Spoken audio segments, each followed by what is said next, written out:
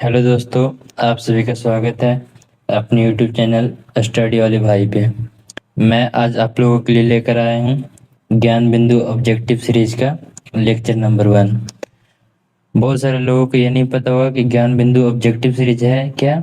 तो उन लोगों के लिए मैं बताना चाहता हूँ कि इसी चैनल पे ज्ञान बिंदु ऑब्जेक्टिव सीरीज का एक इंफॉर्मेशन वीडियो अपलोड है। आप उस वीडियो को जाकर देखें, तब आपको पूरी जानकारी मिल जाएगी कि ज्ञान बिंदु ऑब्जेक्टिव सीरीज आखिर है क्या और ये आपके लिए कैसे फायदेमंद है और आप इसका 100% फायदा किस प्रकार से उठा सकते हैं।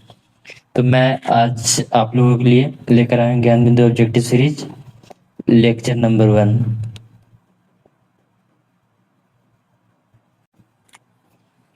आज मैं आप लोगों को कराने वाला हूँ पॉलिटी चैप्टर 1 का एमसीक्यू, यानी कि भारत के संवैधानिक विकास का एमसीक्यू। तो अगर आप लोग इस चैनल पे नए हैं तो चैनल को सब्सक्राइब करें और आप इस वीडियो को पूरा देखें। अगर वीडियो अच्छा लगे तो वीडियो को लाइक और अपने दोस्तों के पास ज़रूर से ज़रूर शेयर करें। चलिए हम लोग शुरू करते हैं।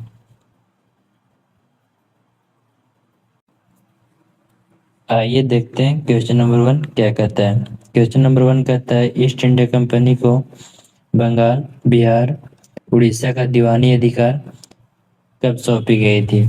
दीवानी अधिकार करने का मतलब है राजस्व एकत्र करने का अधिकार। तो यह सौंपी गई थी 1765 में। बक्सर के युद्ध 1764 में मुगल सम्राट शाह आलम द्वितीय हारने के बाद 1765 का इलाहाबाद की संधि में ब्रिटिश ईस्ट इंडिया कंपनी को बंगाल, बिहार, उड़ीसा का दीवानी अधिकार सौंप दी थी। बढ़ते हैं अगले क्वेश्चन की ओर। Question number 2। क्वेश्चन नंबर 2 कहता है रेगुलेटिंग एक्ट किस वर्ष पारित किया गया था। तो रेगुलेटिंग एक्ट 1773 में पारित किया गया था और यह एक्ट ब्रिटिश प्रधानमंत्री लॉर्ड नॉर्थ ने पारित किया था। इसी एक्ट के द्वारा 1774 में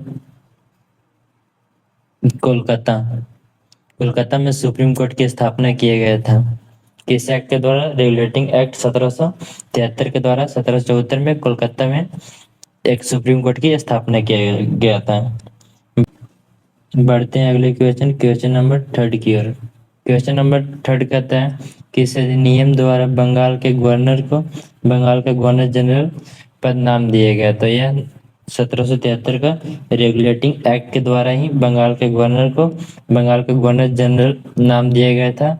और इस पद पे बैठने वाले प्रथम व्यक्ति थे वॉरेन हेस्टिंग। कौन थे। Warren Hastings. इस पद पे बैठने वाले प्रथम व्यक्ति थे वॉरेन हेस्टिंग। बढ़ते हैं अगले क्वेश्चन, क्वेश्चन नंबर 4 की ओर।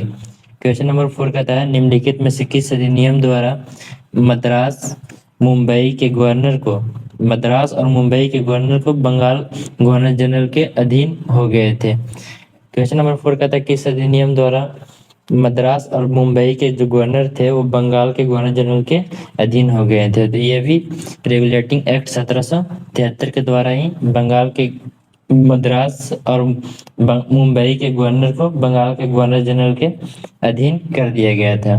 बढ़ते हैं अगले क्वेश्चन, क्वेश्चन नंबर 5 की ओर। क्वेश्चन नंबर 5 कहता है निम्नलिखित में से किस अधिनियम ने कंपनी को भारत के राजस्व, नागरिक और सैन्य मामलों की जानकारी ब्रिटिश सरकार को देना अनिवार्य कर दिया था।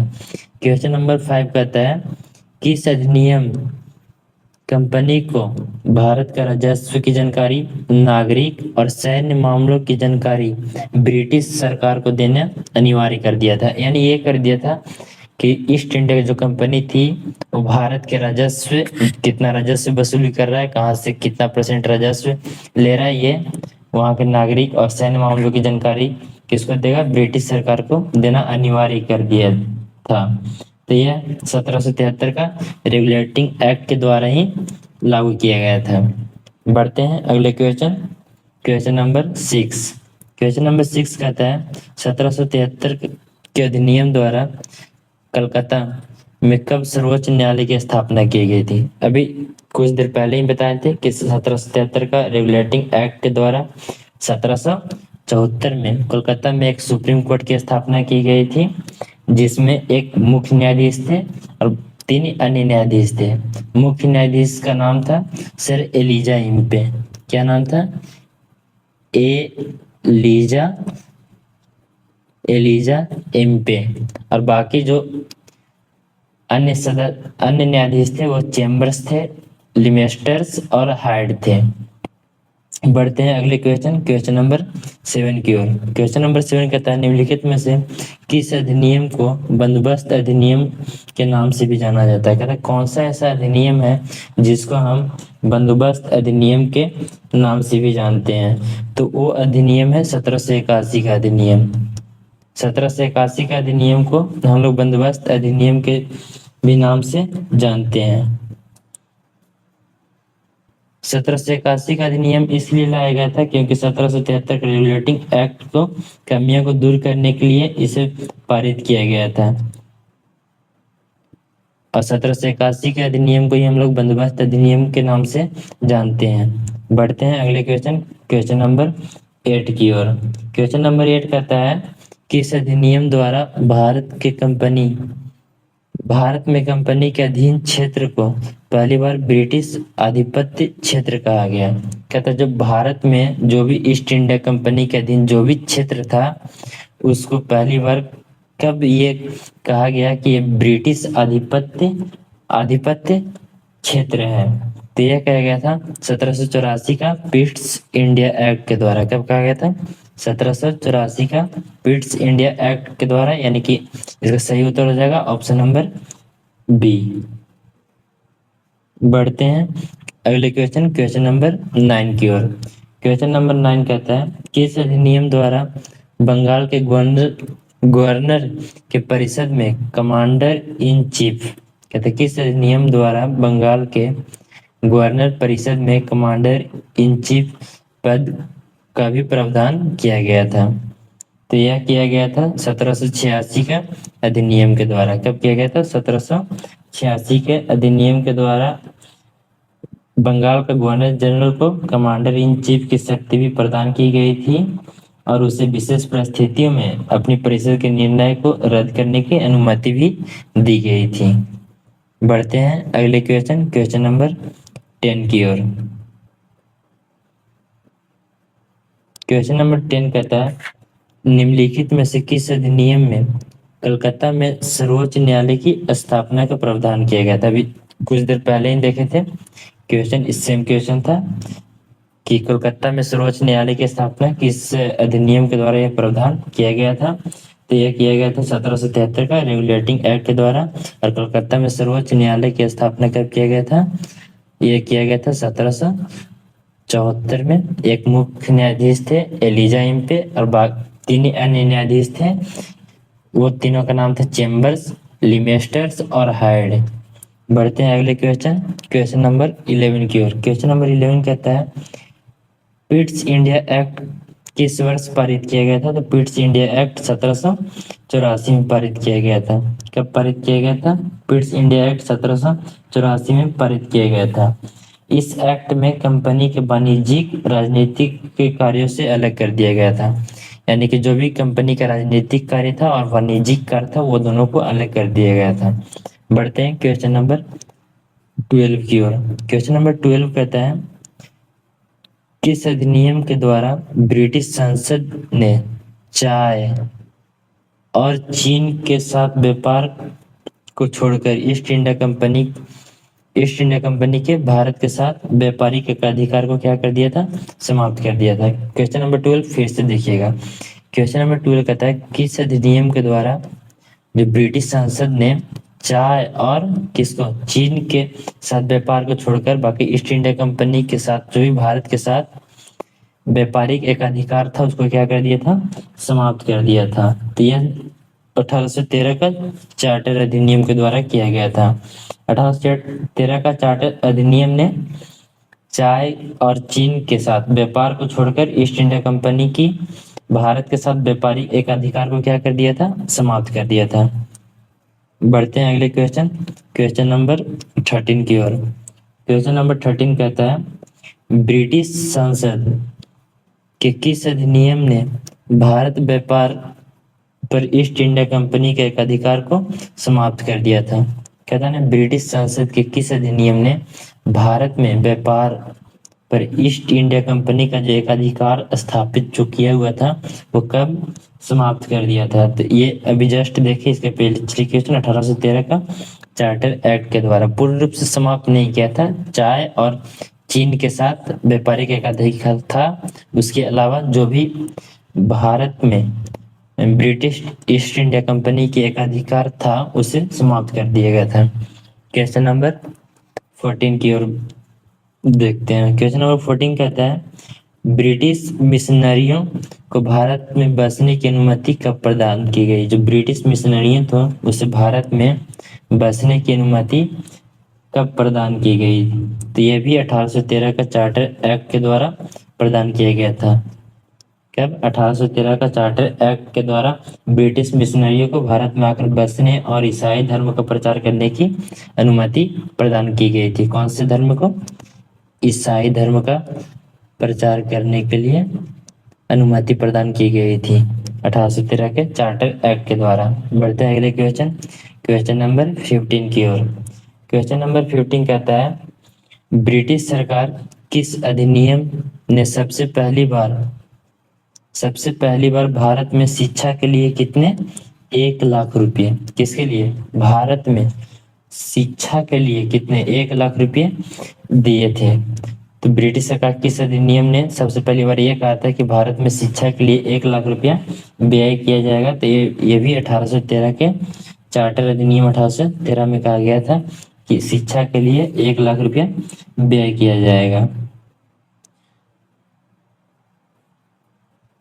बढ़ते अगले क्वेश्चन, क्वेश्चन नंबर 16 की ओर।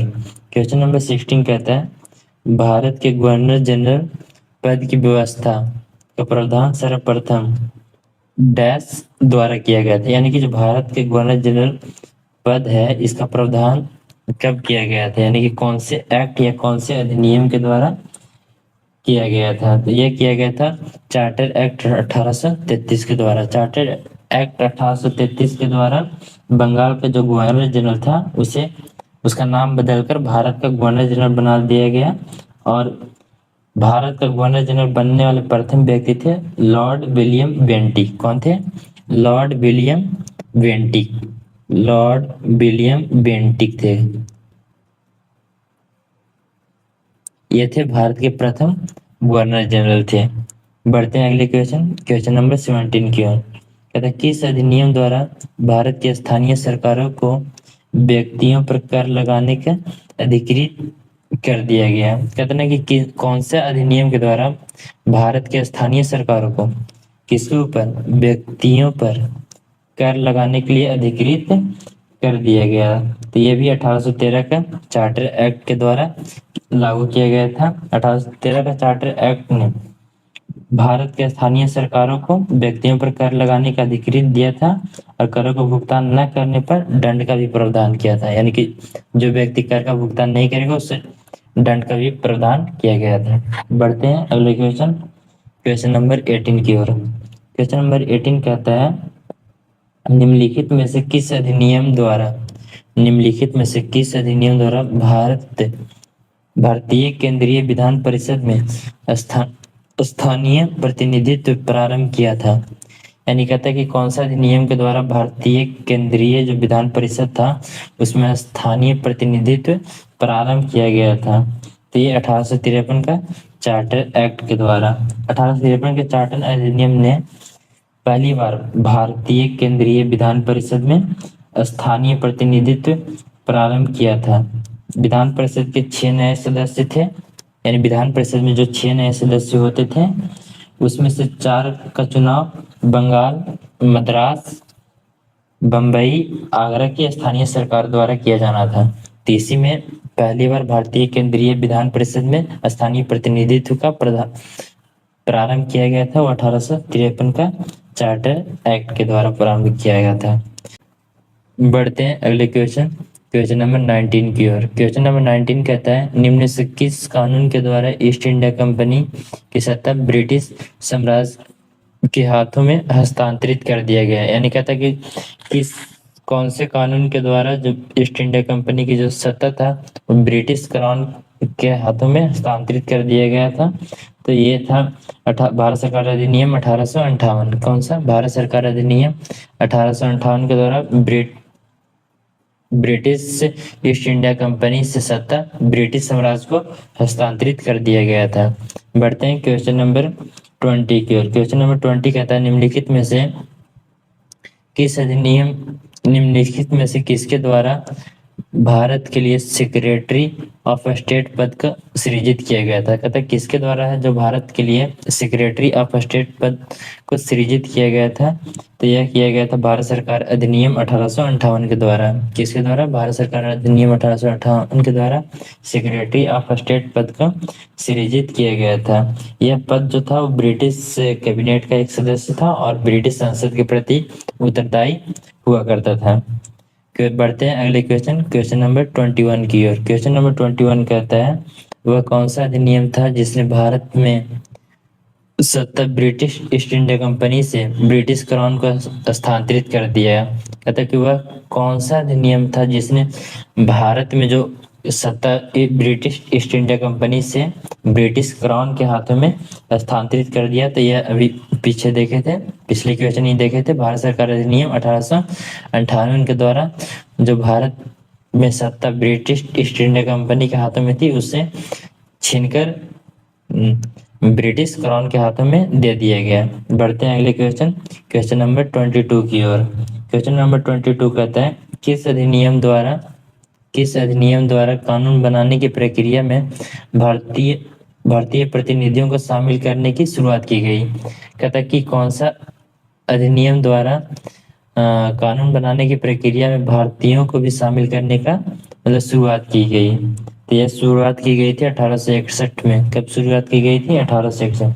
भारत परिषद अधिनियम 1861 ने कानून बनाने की प्रक्रिया में भारतीयों को भी शामिल करने की शुरुआत की गई थी।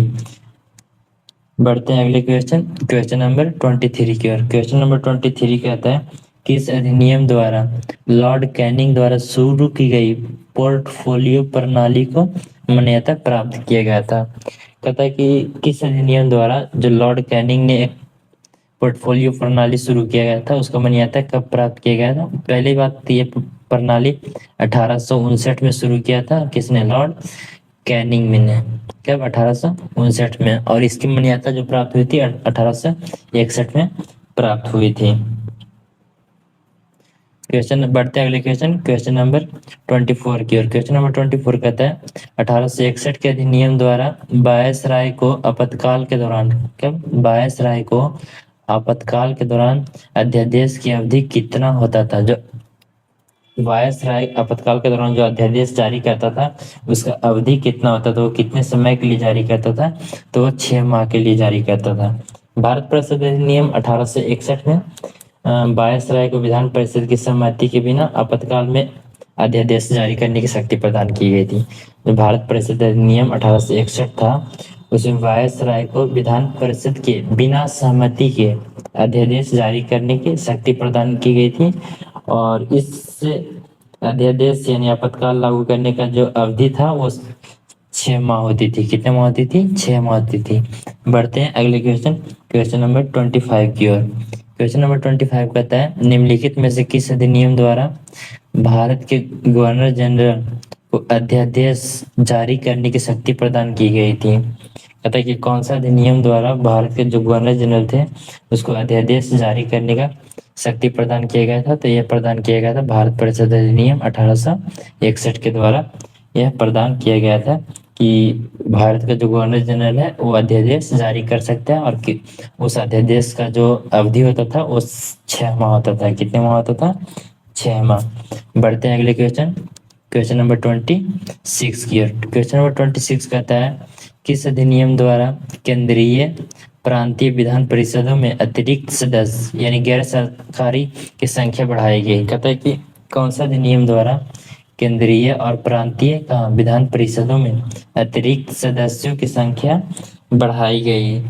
तो इसका सही उत्तर हो जाएगा 1892। कौन सा अधिनियम? 1892। क्या था? भारत परिषद अधिनियम 1892 के द्वारा केंद्रीय और प्रांतीय विधान परिषदों में अतिरिक्त संख्या बढ़ाई गई थी।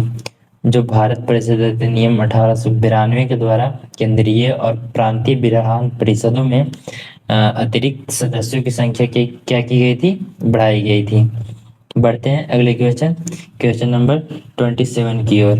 क्वेश्चन नंबर 27 कहता है निम्नलिखित में से किस अधिनियम के अंतर्गत, निम्नलिखित में से किस अधिनियम के अंतर्गत भारतीय विधान परिषद को बजट पर, किस पे, बजट पे बहस करने की शक्ति प्रदान किया गया था। कहता है कौन सा अधिनियम के द्वारा, कौन सा अधिनियम के द्वारा भारतीय विधान परिषद को बजट पे बहस करने की शक्ति प्रदान किया गया था। तो भारतीय परिषद अधिनियम 1892 के द्वारा। कौन सा अधिनियम के द्वारा, भारतीय परिषद अधिनियम 1892 के द्वारा बजट पे बहस करने का बहस करने का शक्ति प्रदान किया गया था। और कार्यपालिका से प्रश्न पूछने का भी शक्ति प्रदान किया गया था, बट पूरा प्रश्न नहीं पूछ सकते थे। भारतीय परिषद अधिनियम 1892 के द्वारा भारतीय विधान परिषद को बजट पर, किस पे, बजट पे बहस करने की भी शक्ति प्रदान किया गया था।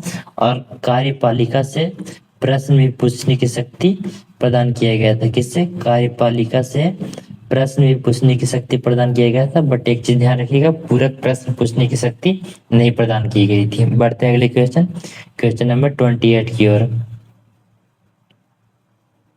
क्वेश्चन नंबर 28 कहता है निम्नलिखित में पहली बार किस अधिनियम द्वारा, निम्नलिखित में पहली बार किस अधिनियम द्वारा किसी भारतीय को वायसराय गवर्नर की कार्यकारी परिषद के साथ एसोसिएशन बनाने का प्रावधान किया गया था। कहता है कि कौन सा अधिनियम के द्वारा भारतीयों को वायसराय और गवर्नर की कार्यकारी परिषद के साथ क्या एसोसिएशन बनाने का प्रावधान किया गया था। तो इसका सही उत्तर हो जाएगा 1909। कौन सा अधिनियम, भारत परिषद अधिनियम 1909 के द्वारा भारतीयों को भी वायसराय और गवर्नर कार्यकारी परिषदों के साथ एसोसिएशन बनाने का प्रावधान किया गया था। बढ़ते हैं अगले क्वेश्चन, क्वेश्चन नंबर 29 की ओर। क्वेश्चन नंबर 29 कहता है 1909 के अधिनियम द्वारा, कौन सा अधिनियम, 1909 के अधिनियम द्वारा वायसराय की कार्यपालिका परिषद में प्रथम भारतीय सदस्य के तौर पर किसे चुना गया था। कहते हैं 1909 के अधिनियम के द्वारा वायसराय की जो कार्यपालिका परिषद था उसमें प्रथम भारतीय सदस्य के तौर पर किसे चुना गया था। तो इसमें सत्येंद्र प्रसाद सिन्हा को चुना गया था। किसे चुना गया था, सत्येंद्र प्रसाद सिन्हा को वायसराय की कार्यपालिका परिषद के प्रथम भारतीय सदस्य के रूप में नियुक्त किया गया था। और उन्हें विधि सदस्य बनाया गया था। क्या बनाया गया था, इन्हें विधि सदस्य बनाया गया था, विधि सदस्य बनाया गया था। और यही पहले भारतीय थे जो वायसराय की कार्यपालिका परिषद में शामिल हुए थे।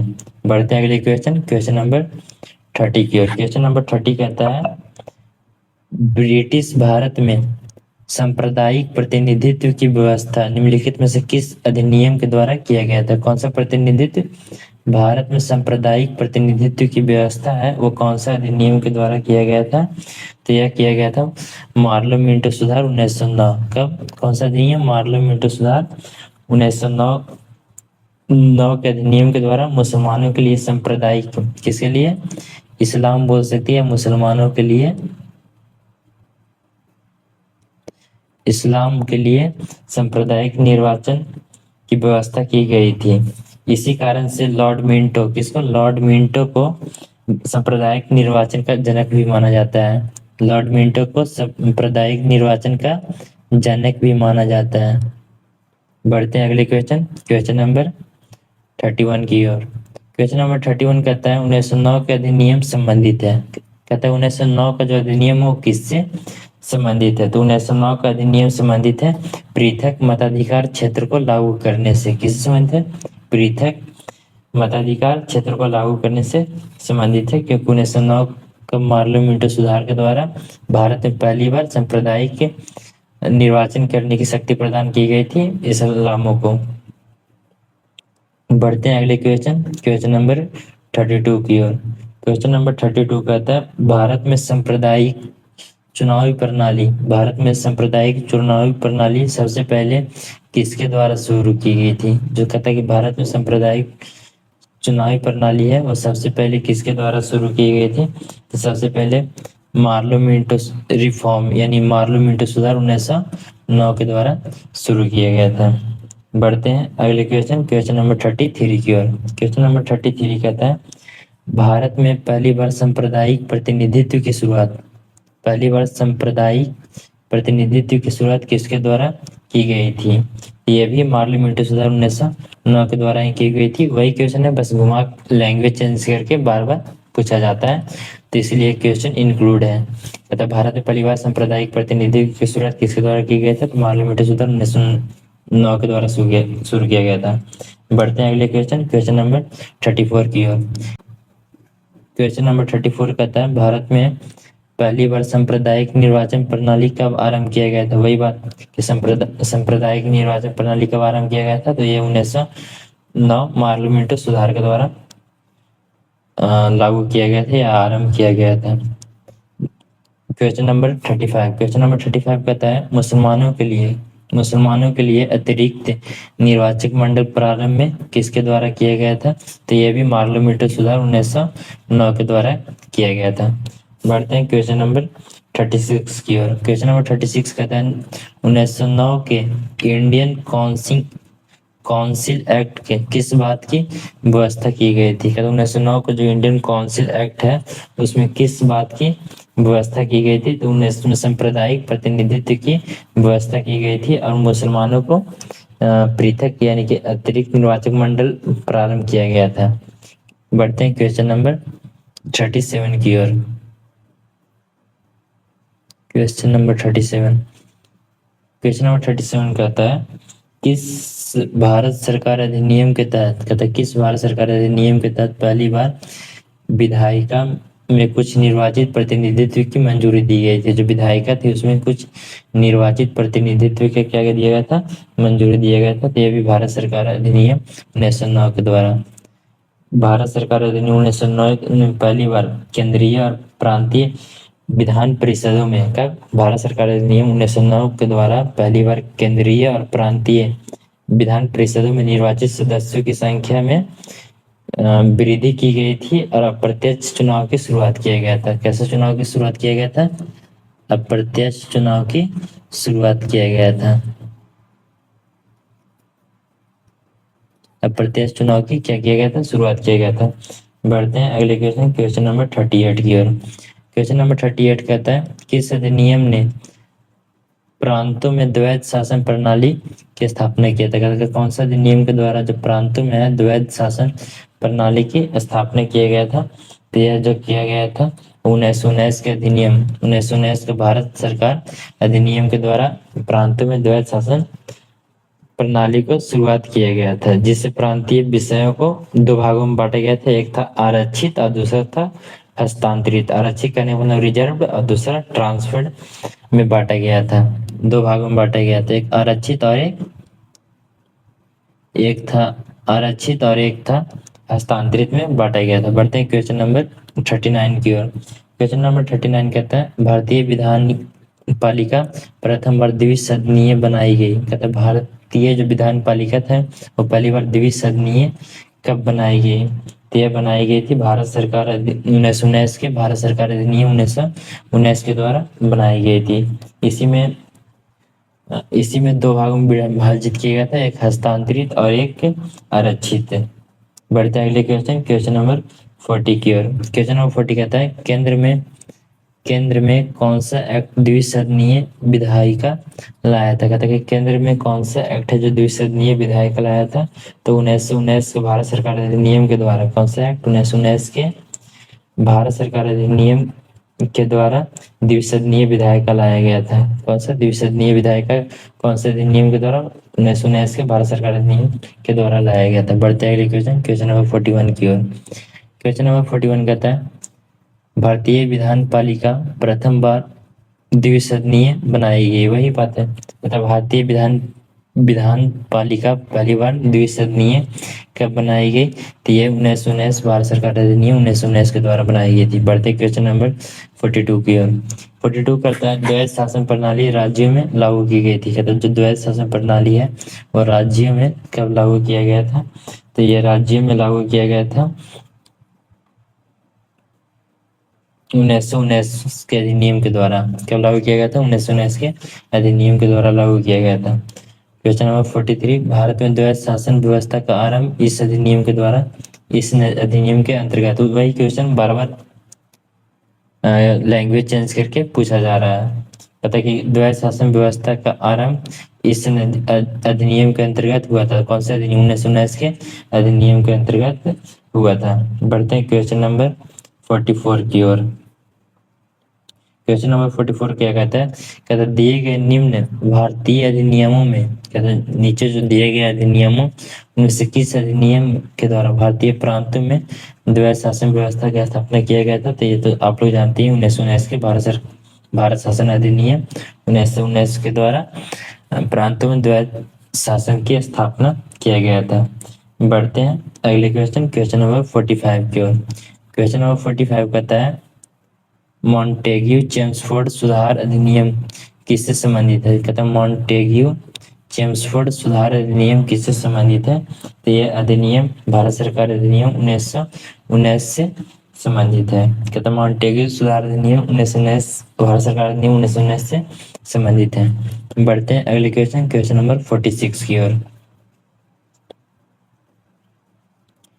क्वेश्चन नंबर 46 कहता है क्वेश्चन नंबर 46 निम्नलिखित में से किस अधिनियम द्वारा पहली बार केंद्रीय बजट को राज्य बजट से अलग करने का कर दिया गया? कहता है कि कौन सा अधिनियम के द्वारा जो केंद्रीय बजट है और राज्य बजट ये दोनों को क्या कर दिया गया? अलग कर दिया गया। तो यह जो है 1919 के अधिनियम के द्वारा किया गया था। जो केंद्रीय बजट है उसे राज्य बजट से अलग कर दिया गया था। क्वेश्चन नंबर 47 कहता है किस अधिनियम द्वारा वैधानिक आयोग का गठन किया गया जिसका कार्य प्रति 10 वर्ष बाद संवैधानिक सुधारों पर अपनी रिपोर्ट प्रस्तुत करना था? कहते हैं कि कौन सा अधिनियम द्वारा वैधानिक आयोग का गठन, कौन सा आयोग? वैधानिक आयोग का गठन किया गया जिसका कार्य यह था कि प्रत्येक 10 वर्ष बाद वो संवैधानिक सुधारों को अपनी रिपोर्ट प्रस्तुत करता। तो यह जो था 1919 के अधिनियम के द्वारा लागू किया गया था। भारत सरकार अधिनियम 1919 में यह प्रावधान था कि अधिनियम के 10 वर्ष बाद भारत में हुए संवैधानिक सुधारों को जांच के लिए एक वैधानिक आयोग का गठन किया गया था। किसके लिए गठन किया गया था? संवैधानिक सुधारों के जांच के लिए एक वैधानिक आयोग का गठन किया गया था। और इसी के तहत साइमन कमीशन का भी गठन हुआ था। किसके तहत? वैधानिक आयोग के तहत ही किसका गठन हुआ था? साइमन कमीशन का भी गठन हुआ था। तो इसका सही उत्तर क्या आ जाएगा? 1919 का भारत सरकार अधिनियम 1919 के द्वारा वैधानिक आयोग का गठन किया गया था। बढ़ते हैं अगले क्वेश्चन नंबर 48। क्वेश्चन नंबर 48 कहता है मॉन्टेग्यू चेम्सफोर्ड सुधार प्रावधान का सार क्या था? कहते हैं जो मॉन्टेग्यू चेम्सफोर्ड सुधार था उसका सार क्या था? तो उसका सार था प्रांतों में दोहरा शासन। वो प्रांतों में द्वैध शासन लागू हुआ था। मॉन्टेग्यू सुधार अधिनियम 1919 में आया था। क्या? 1919 में। इसका जो कहता सार क्या था? तो सार था प्रांतों में दोहरा शासन को लागू करना था। कहता हूँ बढ़ते अगले क्वेश्चन नंबर 49 की ओर। 49 कहता है किस अधिनियम को, कहते हैं किस अधिनियम को मॉन्टेग्यू चेम्सफोर्ड सुधार अधिनियम के नाम से जाना जाता है? तो ये भारत सरकार अधिनियम 1900 भारत शासन अधिनियम 1919 के द्वारा जाना जाता है।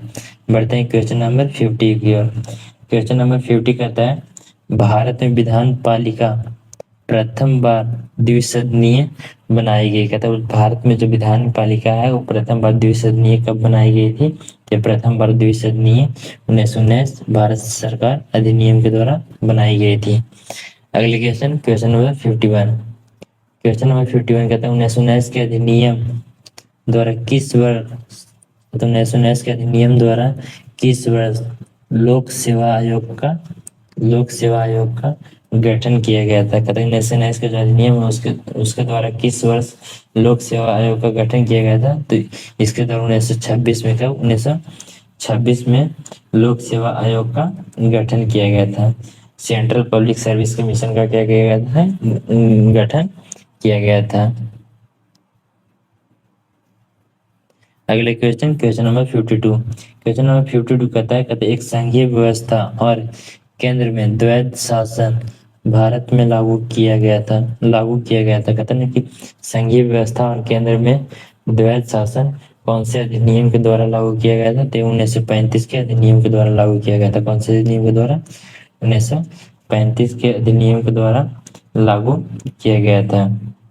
बढ़ते हैं अगले क्वेश्चन नंबर 53 की ओर। क्वेश्चन नंबर 53 कहता है अखिल भारतीय महासंघ स्थापित करने का प्रावधान शामिल किया गया। कहता है अखिल भारतीय महासंघ स्थापित करने का जो प्रावधान है वो शामिल किया गया है।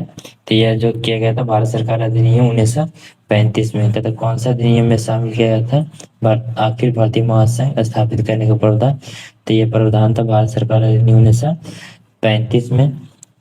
यह प्रावधान था कि अखिल भारतीय महासंघ की स्थापना का प्रावधान भारत सरकार अधिनियम 1935 में शामिल किया गया था।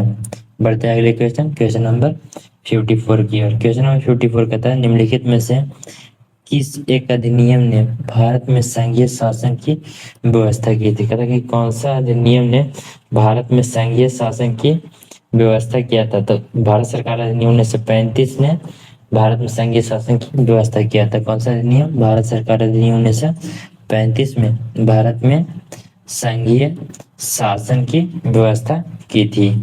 बढ़ते हैं अगले क्वेश्चन 55 की ओर। 55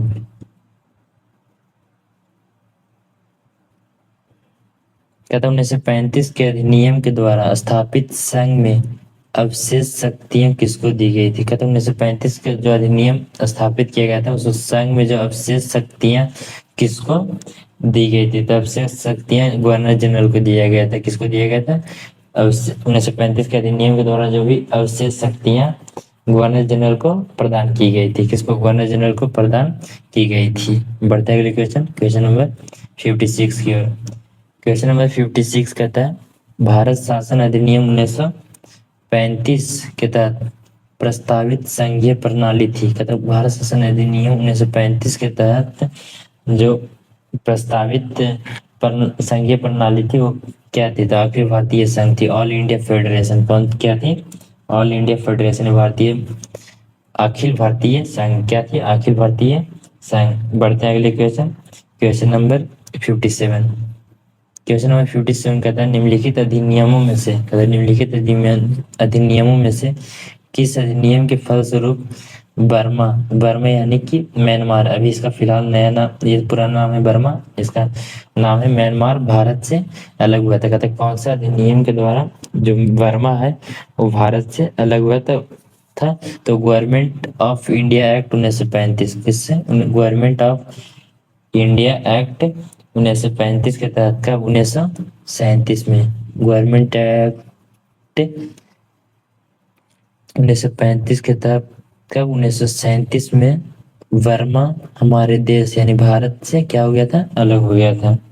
बढ़ते हैं अगले क्वेश्चन नंबर 58।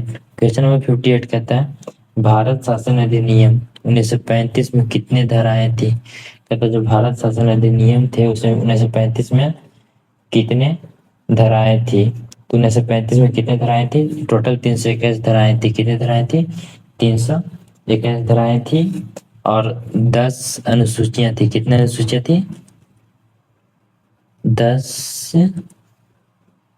अनुसूचियां थी और इसके साथ 321 धाराएं थी।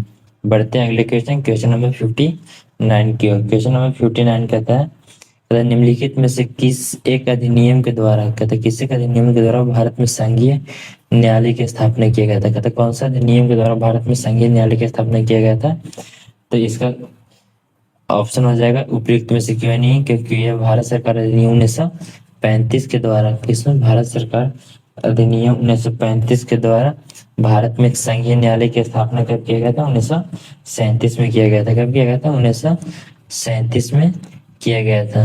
तो 1935 तो ऑप्शन में है नहीं कहीं, तो ऑप्शन नंबर डी लगाएंगे, उपयुक्त में से कोई नहीं है। और ये जो संघीय न्यायालय की स्थापना 1935 के अधिनियम के द्वारा 1937 में किया गया था। बढ़ते हैं अगले क्वेश्चन, क्वेश्चन नंबर 60 की ओर। क्वेश्चन नंबर 60 कहता है केंद्र में,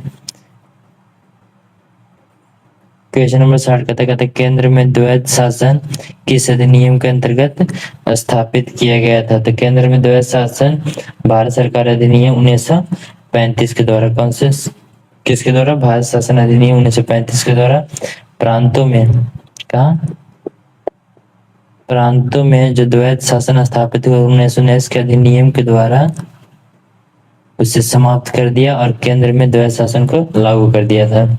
बढ़ते हैं अगले क्वेश्चन, क्वेश्चन नंबर 61 की ओर।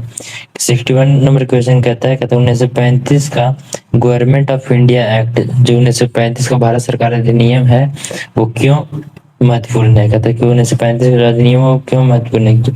यह इसलिए महत्वपूर्ण है क्योंकि भारत के संविधान में ना बहुत सारे ऐसे स्रोत रहे हैं जो 1935 के भारत सरकार अधिनियम से लिया गया है। तो इसका ऑप्शन नंबर ये हो जाएगा, यह भारतीय संविधान का प्रमुख स्रोत है, क्योंकि 1935 के भारत सरकार अधिनियम से अनेक स्रोत लिए गए हैं, जैसे न्यायपालिका, राज्यपाल का कार्यकाल, आपातकालीन प्रावधान और भी बहुत सारे ऐसे स्रोत हैं जो 1935 के अधिनियम से लिया गया है। तो इसलिए इसका सही उत्तर हो जाएगा ऑप्शन नंबर ए, यह भारतीय संविधान का प्रमुख स्रोत है। बढ़ते हैं क्वेश्चन नंबर 62 की ओर। क्वेश्चन नंबर 62 कहता है प्रांतीय स्वायत्तता का प्रावधान निम्न में से किसके अंतर्गत किया गया था। तो प्रांतीय स्वायत्तता का प्रावधान 1935 का भारत सरकार अधिनियम के द्वारा किया गया था। बढ़ते हैं अगले क्वेश्चन, क्वेश्चन नंबर 63 की ओर। क्वेश्चन नंबर 63 कहता है भारत सरकार अधिनियम 1935 ने निम्नलिखित में से क्या व्यवस्था थी। कहता है जो भारत सरकार अधिनियम 1935 से निम्नलिखित में से क्या व्यवस्था थी। तो उसमें व्यवस्था थी अखिल भारतीय संघीय व्यवस्था का प्रावधान था, अखिल भारतीय संघीय व्यवस्था का प्रावधान था। बढ़ते हैं अगले क्वेश्चन, क्वेश्चन नंबर 64 की ओर। क्वेश्चन नंबर 64 कहता भारत में संघीय न्यायालय की रचना यानी उत्पत्ति का समर्थन निम्नलिखित में से किस अधिनियम या आयोग के द्वारा किया गया था। तो भारत में जो संघीय न्यायालय की स्थापना हुई या उत्पत्ति हुई, उसका समर्थन किस अधिनियम के द्वारा किया गया था। तो वो अधिनियम था भारत सरकार अधिनियम 1935 के द्वारा भारत में संघीय न्यायालय के समर्थन किया गया था। और भारत में संघीय न्यायालय की स्थापना 19 हुआ था, 1937 में हुआ था। बढ़ते हैं अगले क्वेश्चन, क्वेश्चन नंबर 65 की ओर। क्वेश्चन नंबर 65 कहता है अखिल भारतीय महासंघ स्थापित करने का प्रावधान शामिल किया गया था। कहता है अखिल भारतीय महासंघ स्थापित करने का जो प्रावधान है वो शामिल किया गया था भारत सरकार अधिनियम 1935 में। उसमें भारत सरकार अधिनियम 1935 में शामिल किया गया था, अखिल भारतीय महासंघ स्थापित करने का प्रावधान तो शामिल किया गया था। बढ़ते हैं अगले क्वेश्चन, क्वेश्चन नंबर 66 की ओर। क्वेश्चन नंबर 66 कहता है निम्नलिखित में से किस अधिनियम ने केंद्र में द्वैध शासन प्रणाली को स्थापित किया था। तो केंद्र में द्वैध शासन प्रणाली भारत सरकार अधिनियम 1935 में, जबकि प्रांतों में द्वैध शासन प्रणाली 1919 में स्थापित किया गया था। 1935 में प्रांतों में समाप्त किया गया और केंद्र में द्वैध शासन को लागू किया गया। अगला question, question number 67। Question number 67 कहता है प्रांतीय स्वायत्तता शुरू करने के लिए भारत की ब्रिटिश सरकार द्वारा कौन सा अधिनियम पारित किया गया था। कहता है प्रांतीय स्वायत्तता शुरू करने के लिए भारत की ब्रिटिश सरकार द्वारा कौन सा अधिनियम पारित किया गया था। 1935 का भारत सरकार अधिनियम। कौन सा अधिनियम, 1935 का भारत सरकार अधिनियम। Question number 68। क्वेश्चन नंबर 68 कहता है भारत शासन अधिनियम 1935 के द्वारा, भारत शासन अधिनियम 1935 के द्वारा स्थापित संघ में अवशिष्ट शक्तियां किसे दी गई थी। तो हम खुद पहले ही पढ़े थे कि जो भारत शासन अधिनियम 1935 का जो भी अवशिष्ट शक्तियां थी वो गवर्नर जनरल को दिया गया था। किसको दिया गया था, गवर्नर जनरल को दिया गया था। बढ़ते हैं अगले क्वेश्चन, क्वेश्चन नंबर 69 की ओर। क्वेश्चन नंबर 69 कहता है राष्ट्रपति अध्यादेश निर्गत करने की शक्ति। कहता राष्ट्रपति को अध्यादेश जारी करने की जो शक्ति है, निर्गत करने की शक्ति प्रेरित है, वो किससे प्रेरित है? वो भारत सरकार अधिनियम 1935 से प्रेरित है। मतलब भारतीय संविधान में राष्ट्रपति अध्यादेश जारी करने का शक्ति ये है, हमारे जो संविधान में राष्ट्रपति का अध्यादेश जारी करने का शक्ति, वो आर्टिकल कितना में है? वो आर्टिकल 123 में। किसमें? 123 में राष्ट्रपति का अध्यादेश जारी करने का शक्ति 123 में, और ये शक्ति प्रेरित है किससे? भारत सरकार अधिनियम 1935 से प्रेरित है। बढ़ते हैं अगले क्वेश्चन नंबर 70 की ओर। क्वेश्चन नंबर 70 की ओर। क्वेश्चन नंबर 70 कहता है ब्रिटिश शासन काल में विकास में कौन सा कानून ऐतिहासिक नहीं था? कहता है ब्रिटिश शासन काल में संविधान के जो विकास में कौन सा कानून है जो ऐतिहासिक नहीं था? तो वो हो जाएगा option number D, protection of civil right act 1955। ये भारतीय संविधान के विकास के लिए कानून ऐतिहासिक नहीं था। बढ़ते हैं अगले क्वेश्चन नंबर 71 की ओर। क्वेश्चन नंबर 71 कहता है कैबिनेट मिशन योजना के अंतर्गत संवैधानिक सभा का चुनाव आयोजित किए गए। कहता है जो कैबिनेट मिशन योजना के अंतर्गत था, वो संवैधानिक सभा का चुनाव कब आयोजित किया गया था? तो ये आयोजित किया गया था जुलाई 1946 में। कब आयोजित किया गया था? जुलाई अगस्त 1946 में आयोजित किया गया था। बढ़ते हैं अगले क्वेश्चन नंबर 72 की ओर। क्वेश्चन नंबर 72 कहता है केंद्र में अंतरिम सरकार की स्थापना हुई थी। कहते हैं जो केंद्र में है वो अंतरिम सरकार की स्थापना कब हुई थी? तो कहता है कैबिनेट मिशन आने के बाद। कब हुई थी? कैबिनेट मिशन आने के बाद। कैबिनेट मिशन योजना प्रस्ताव पर विचार के बाद कब? सितंबर 1946 में। कब? सितंबर 1946 में। कब? सितंबर 1946 में अंतरिम सरकार की स्थापना हुई थी। सितंबर 1946 में अंतरिम सरकार की स्थापना हुई थी कैबिनेट मिशन के आने के बाद। बढ़ते अगले क्वेश्चन नंबर 73 की ओर। क्वेश्चन नंबर 73 कहता है 1946 में भारत में अंतरिम सरकार का मुखिया कौन था? कहता है जो सितंबर 1946 में अंतरिम सरकार का गठन हुआ था, उसमें मुखिया कौन था?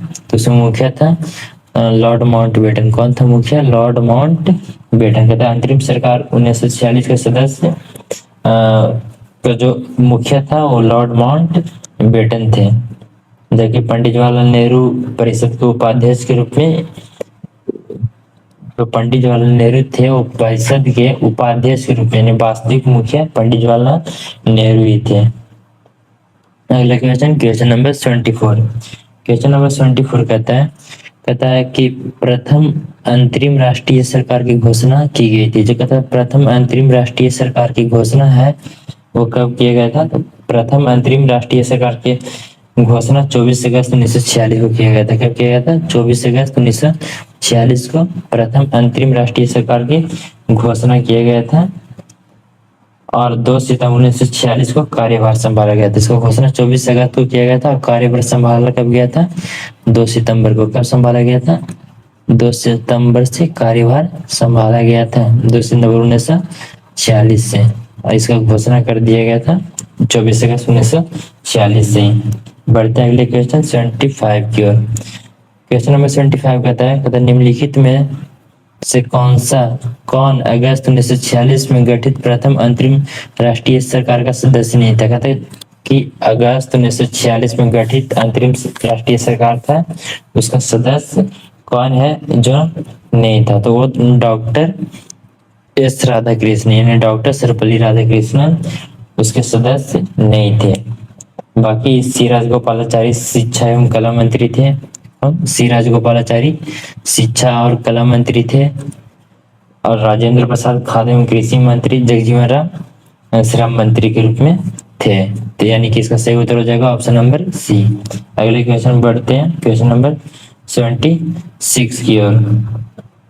क्वेश्चन नंबर 76 कहता है निम्नलिखित में से कौन अगस्त 1946 में गठित, निम्नलिखित में से कौन अगस्त 1946 में गठित प्रथम अंतरिम सरकार का सदस्य नहीं था? तो ये दोनों क्वेश्चन सेम ही है, तो ये भी हो जाएगा एस राधा कृष्णन जो है वो अंतरिम सरकार का सदस्य नहीं थे। बढ़ते हैं क्वेश्चन नंबर 77 की ओर। क्वेश्चन नंबर 77 कहता है 1947 में, कहता 1947 में बने नेहरू की सरकार में कानून मंत्री कौन था? कहता 1947 में जो नेहरू की जो सरकार बनी थी उसमें कानून मंत्री कौन थे? तो उसमें कानून मंत्री थे बी आर अम्बेडकर। कौन थे उसमें कानून मंत्री? थे बी आर अम्बेडकर। अगर स्वतंत्र भारत के जो पहले मंत्रिमंडल थे उसमें डॉक्टर बी आर अम्बेडकर को क्या बनाया गया था? कानून मंत्री, यानी कि विधि मंत्री इसको भी बोल सकते हैं। एन बी आर अम्बेडकर इसका सही उत्तर हो जाएंगे। अगले क्वेश्चन, क्वेश्चन नंबर 78 की ओर बढ़ते हैं। क्वेश्चन नंबर 78 कहता है 1946 में गठित अंतिम सरकार डॉक्टर राजेंद्र प्रसाद किस विभाग के मंत्री थे? हम लोगों ने अभी देखा था खाद्य एवं कृषि विभाग के मंत्री थे। किस विभाग के? खाद्य एवं कृषि विभाग के मंत्री थे डॉक्टर राजेंद्र प्रसाद। अगला question, question number 79। Question number 79 कहता है कि स्वतंत्र भारत के प्रथम गृह मंत्री का, स्वतंत्र भारत के जो प्रथम गृह मंत्री थे वो कौन थे? तो वो थे वल्लभ भाई पटेल। इसका सही उत्तर हो जाएगा ऑप्शन नंबर बी। कौन थे स्वतंत्र भारत के प्रथम गृह मंत्री? वल्लभ भाई पटेल। अगले क्वेश्चन, क्वेश्चन नंबर 80 की ओर।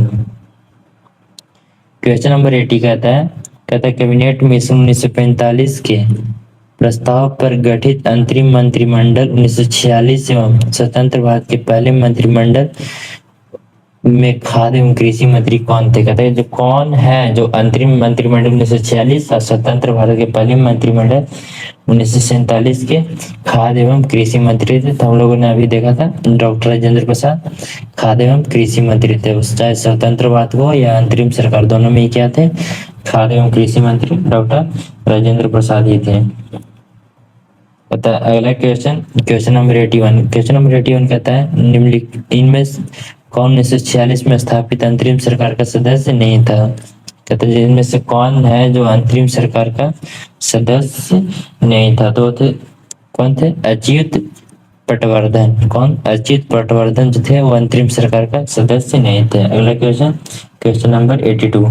क्वेश्चन नंबर 82 कहता है, क्वेश्चन नंबर 82 कहता है स्वतंत्र भारत के प्रथम गृह मंत्री, कहता है स्वतंत्र भारत का प्रथम गृह मंत्री कौन था? तो हम लोगों ने अभी देखा था स्वतंत्र भारत का प्रथम गृह मंत्री सरदार वल्लभ भाई पटेल थे। आज का सेशन का सबसे लास्ट क्वेश्चन है भारत में प्रथम प्रधानमंत्री। भारत में प्रथम प्रधानमंत्री कौन थे? तो भारत के प्रथम प्रधानमंत्री तो ये तो हर कोई जानता है।